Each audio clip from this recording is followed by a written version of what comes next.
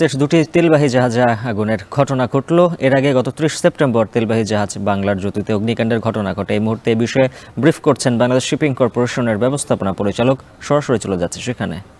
সময়ের মধ্যে বাংলাদেশ নৌবাহিনী থেকে টাগ, বাংলাদেশ চট্টগ্রাম পোর্ট অথরিটি এবং কোস্টগার্ড থেকে সর্বমোট 7টি টাগ একযোগে অপারেশন পরিচালনা করে। প্রাথমিকভাবে প্রায় 1-1.5 ঘন্টা অগ্নি নির্বাপন করার পরে অগ্নিনির্বাপিত হয়, আবার বাতাসের কারণে ভিতর থেকে আবার জ্বলে ওঠে।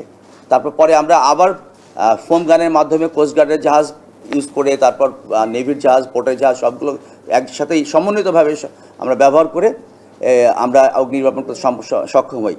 এই ঘটনার সময় আমাদের মন্ত্রণালয়ের মাননীয় উপদেষ্টা ডক্টর ব্রিগেডিয়ার সাখাওয়াত সাহেব, উনি সরাসরি ঢাকা থেকে এই সম্পূর্ণ অপারেশন পরিচালনায় সর্বোচ্চ দিক নির্দেশনা আমাদের প্রদান করেছেন এবং প্রতি মুহূর্তে আমাদের কাছে তথ্য নিয়েছে, সেই মোতাবেক উনি যথাযথ দিক নির্দেশনা দিয়েছেন।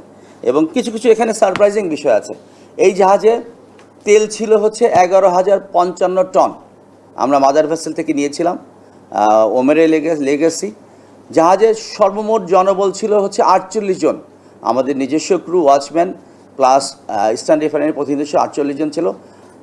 এবং সবচেয়ে মজার ব্যাপার, যখন জাহাজকে অ্যাবান্ডেন্ট শিপ ঘোষণা করা হয়, কিছু ক্রুকে অন্য বোটে এবং কিছু ক্রু পানিতে ঝাঁপ দেয় এবং সবাইকে রিকভার করা সম্ভব হয়। 48 জনের 48, যেটা এই রাত্রে এই ধরনের ঘটনায় অতীতে যদি আপনারা যে কোনো মেরিটাইম অ্যাক্সিডেন্টের কথা চিন্তা করেন, আমি বলবো যে নিঃসন্দেহে কোস্টগার্ডের বোট এবং পোর্টের বোট এবং অন্যান্য যে কমার্শিয়াল বোট ছিল তাদের সহযোগিতায় তাদেরকে রিকভার করা সম্ভব। কেউ আবার সাঁতরেও চলে আসে। সবার কাছে লাইফ জ্যাকেট ছিল। শুধু একজন বয়স্ক আমাদের স্টুয়ার্ড, যে জেনারেল সার্ভিসের সদস্য, ওনার নাম হচ্ছে সাদেক মিয়া, ওনার বাড়ি হচ্ছে নোয়াখালী, ওনার বয়স ছিল হচ্ছে 59 বছর। উনি তীরে পৌঁছানোর পরেও ওনার সেন্স ছিল। তারপর একসময় উনি এই ট্রমাটিক কারণে বা এই সিচুয়েশনে হয়তো একটু আপসেট হয়ে যায় এবং পরবর্তীতে উনি হসপিটালে নেওয়ার পথে মৃত্যুবরণ করেন। এছাড়া যে সকল ক্রু পানিতে ছিল, যাদেরকে রিকভার করা হয়েছে এবং তেমন কোনো ইনজুরিও হয় নাই। এখন নিঃসন্দেহে জাতীয় জ্বালানি নিরাপত্তার জন্য এই ধরনের ব্যাক টু ব্যাক দুইটা ঘটনা নিঃসন্দেহে হুমকি স্বরূপ।